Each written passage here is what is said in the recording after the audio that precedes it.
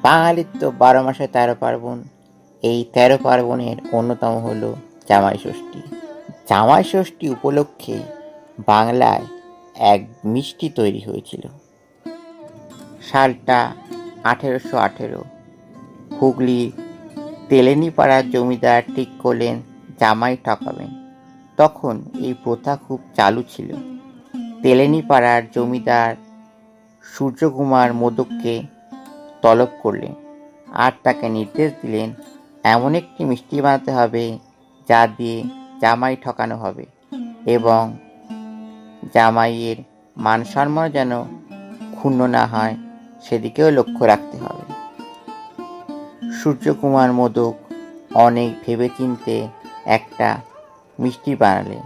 তার ভেতরে দিলেন গোলাপ জল, কিন্তু বাইরে থেকে বোঝার উপায় নেই। জামাইকে দেয়া হলো সেই মিষ্টি। সবার তো টেনশন, কি হয়।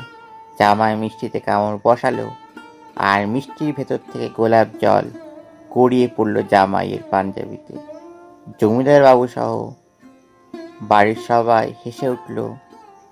আর এরপর থেকে শুরু হলো জল ভরা সন্দেশের চল। ১৯৩১ সালে ২৫শে এপ্রিল অমর চৌধুরীর পরিচালনায় বাংলার প্রথম সবাক ছবি মুক্তি পায়, আর যার নাম ছিল জামাই ষষ্ঠী।